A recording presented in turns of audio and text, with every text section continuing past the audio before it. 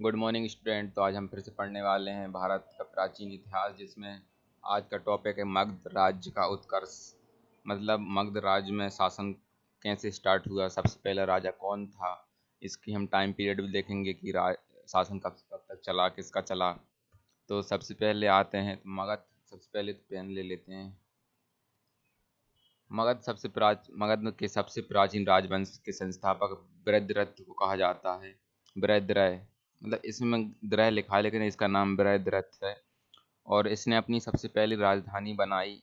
मतलब इसका time period तो नहीं मालूम कब से कब था, कब से कब तक था। मेरे हिसाब से शायद 600 बीसी के आसपास रहा होगा इसका टाइम पीरियड। इसने अपनी राजधानी को गिरिब्रज, जो कि बिहार में स्थित है, और जैसे अभी राजगृह कहा जाता है, मतलब गिरिब्रज कहा जाता था और अभी राजगृह कहा जाता है। इसका पुत्र का नाम था जरासंध, जो कि इसके बाद इसका उत्तराधिकारी हुआ। इसके बाद एक नया राजवंश आया जिसको हम हर्यक वंश कहते हैं। हर्यक वंश 544 बीसी में आया और ये बौद्ध ग्रंथों के अनुसार माना जाता है कि इसका संस्थापक बिंबिसार था। बिंबिसार ने ब्रह्मदत्त को हराकर अंगराज की स्थापना में ला लिया। हम इसको मैप में देखते हैं तो जो अभी मगध है वो इधर पे था, मगध। लेकिन जो अंग एक राज्य का नाम था, वो इस साइड इधर पे था, बिहार में ही है वो भी। तो इसने उसको अपने राज्य में मिला लिया, उसे उससे युद्ध लड़के। इसके बाद हम देखते हैं हरे मतलब उसने ब्रह्मदत्त को हराकर अंग राज्य को मगध में मिला लिया। इसके बाद और देखते हैं, इसको भी देख लिया हमने। बिंबिसार ने राजगृह का निर्माण कर उसे अपनी राजधानी बनाया। पहले तो वो राजधानी ही था उसका, लेकिन इसे और फिर से निर्माण करा गया, उसकी राजधानी राजगृह बनाया गया। बिंबिसार ने मगध पर करीब 52 वर्ष तक शासन किया। बिंबिसार ने 544 से लेकर 493 तक उसमें अपना शासन किया। महात्मा बुद्ध की सेवा में बिंबिसार ने राज्यवैद्य जीवक को भेजा। मतलब जो महात्मा बुद्ध थे, मतलब जिन्होंने ये बुद्ध धर्म की स्थापना करी, जब वो बीमार हुआ करते थे तो उनकी सेवा के लिए बिंबिसार बिंबिसार का जो भी राजवैद्य हुआ करता था, उसका नाम जीवक है, उसको भेजा था। और अवंती के राजा जिसका प्रयोध जब पांडु रोग से, इसका इसका रियल नाम है प्रचंड प्रघोत। अवंती का राजा जो भी था उस टाइम पे, उसका रियल नाम है प्रचंड प्रघोत। जो पांडु रोग से ग्रस्त थे उस समय बिंबिसार ने जीवक को उसकी सेवा के लिए भेजा। अवंती के राजा मतलब जो अभी उज्जैन है मध्य प्रदेश में, उधर के राजा प्रचंड प्रगोत थे, जो कि पांडु रोग से उस टाइम पर ग्रस्त थे। तो उनकी सेवा के लिए जीवक, जो कि बिंबिसार का राजवैद्य था, उसको उनकी सेवा के लिए भेजा। बिंबिसार की हत्या उसके पुत्र, मतलब बिंबिसार की पुत्र जो अजातशत्रु था, उसने उसकी हत्या 493 बीसी में कर दी। बीसी में मतलब बिफोर क्राइस्ट, मतलब ईसा पूर्व कहा जाता है बीसी को। इसने 493 में मतलब अपने पापा की हत्या कर दी। किस लिए? जो कि गद्दी पर बैठने के लिए। अजातशत्रु का उपनाम कुणिक था, मतलब इसको कुणिक भी कहा जाता था अजातशत्रु को। अजातशत्रु ने कम से कम 32 वर्ष तक मगध पर शासन किया। अजातशत्रु का सुयोग मंत्री का नाम वर्षाकार था, मतलब जो भी मंत्री था अजातशत्रु का, उसका नाम वर्षकार था।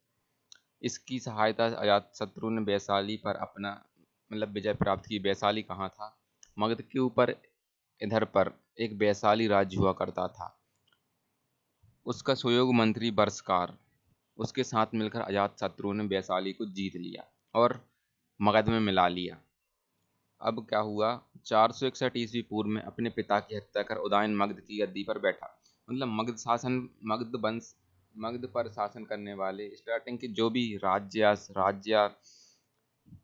जो भी शासक हुआ करते थे, वो अपने पिता की हत्या कर देते थे। मतलब बिंबिसार की हत्या उसके पुत्र अजातशत्रु ने कर दी। अजातशत्रु की हत्या उसके पुत्र उदयन ने कर दी। कब कर दी? 461 बीसी में। किस लिए करी? सिर्फ शासन करने के लिए। मतलब अजातशत्रु ने एक राजधानी बनाई, उसे वैशाली कहा गया।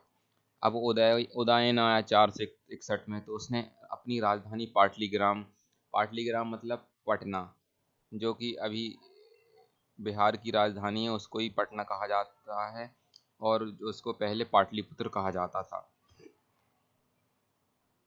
हर्यक वंश का अंतिम राजा उदयन का पुत्र नागदासक था।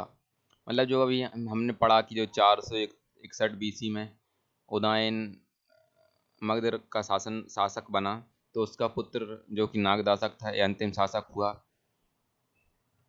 नागदासक को उसके अमात्य शिशुनाग ने 412 BC में आपदस्थ करके मगध शिशुनाग वंश की स्थापना की। अब इसके अमात्य ने, मतलब इसका जो भी कुछ होगा, मित्र या मंत्री वगैरह, तो उसने 412 BC में इसको आपदस्थ कर दिया शिशुनाग, मतलब नागदासक को हरा दिया या मार दिया, जो कुछ भी हुआ। तो फिर उसने 412 ईसा पूर्व में शिशुनाग वंश की स्थापना हुई। उसका नाम शिशुनाग था, तो उसमें शिशुनाग वंश कहा जाता है। शिशुनाग ने अपनी राजधानी पाटलिपुत्र से हटा के वैशाली कर दी। मतलब वैशाली राज्य बनाया किसने? अजातशत्रु ने। लेकिन राजधानी किसने बनाई? शिशुनाग ने। पाटलिपुत्र को हटा के वैशाली को अपनी राजधानी बनाई। शिशुनाग का उत्तराधिकारी कालाशोक पुनः राजधानी को पाटलिपुत्र ले गया। अब जो भी शिशुनाग का पुत्र था, उसका नाम कालाशोक था। उसने अपनी राजधानी वैशाली से हटाकर फिर से पाटलिपुत्र कर ली। शिशुनाग वंश का अंतिम राजा नंदीवर्धन था। अब जो शिशुनाग वंश था, जो 412 BC में स्टार्ट हुआ था, उसका आखिरी राजा था नंदीवर्धन। और नंदीवर्धन को हराने वाला था नंदवंश का शासक पद्मानंद। मतलब नंदवंश एक नया वंश स्टार्ट होता है नंदीवर्धन के बाद, उसको नंदवंश कहा जाता है। उसके संस्थापक थे महापद्मनंद, जो कि नंदवंश के शासक हैं। इसको बहुत बार एग्जाम में पूछा जा चुका है कि नंदवंश के शासक कौन थे, तो वो महापद्मनंद थे। अब नंदवंश का अंतिम शासक घनानंद था। अब जो नया नया नया वंश स्टार्ट हुआ था नंदवंश, उसका अंतिम शासक घनानंद था। इसे बहुत बार पूछा जा चुका है पेपर में। और घनानंद जो कि सिकंदर का समकालीन था।